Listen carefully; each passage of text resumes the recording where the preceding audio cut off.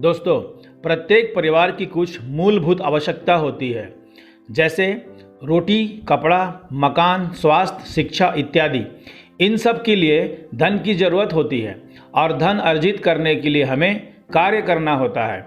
जैसे कोई नौकरी, कोई व्यापार कर या कोई doctor, engineer, accountant, plumber, carpenter इत्यादि बन सेवा देकर वह धन हम बाजार में खर्च कर अपने परिवार के लिए उपयोगी उत्पाद खरीदते हैं और बाजार हमें परंपरागत व्यवस्था से उत्पाद की उपलब्धता कराता है। सीधी बिक्री के सिद्धांत को समझने से पहले हमें परंपरागत व्यवसाय व्यवस्था को समझना होगा।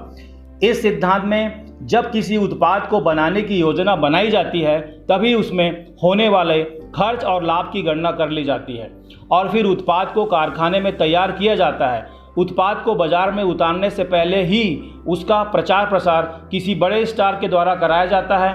फिर उत्पाद को बाजार में परंपरागत वितरण व्यवस्था जैसे सीएंडएफ एजेंट, डिस्ट्रीब्यूटर, होलसेलर, रिटेलर के माध्यम से ग्राहक तक पहुंचाने की व्यवस्था की जाती है।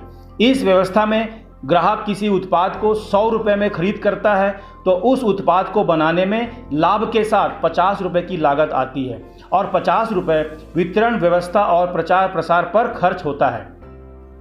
इस व्यवस्था में ग्राहक को हमेशा हानि होने की संभावना बनी रहती है, जैसे उत्पाद महंगा होता है और वितरकों द्वारा उत्पाद में मिलावट की जा सकती है।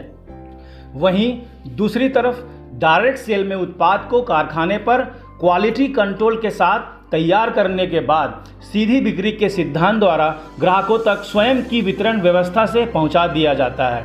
इस व्यवस्था में लगभग 50% धन बचा लिया जाता है और उस धन को प्रत्येक लाभकर्ता को योजना अनुसार वितरित कर दिया जाता है।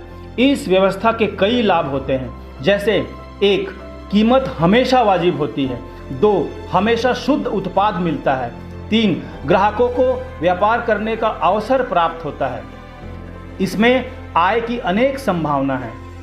दोस्तों, परंपरागत वितरण व्यवस्था में सिर्फ चंद लोगों के पास धन कमाने के अवसर हैं, जिससे चंद लोगों के ही जीवन शैली और सपने पूरे होते हैं। वहीं डायरेक्ट सेलिंग इंडस्ट्री में यह अवसर प्रत्येक ग्राहक के पास आ जाता है, जिससे प्रत्येक व्यक्ति अपनी जीवन शैली और परिवार के सपने पूरे करता है। धन्यवाद।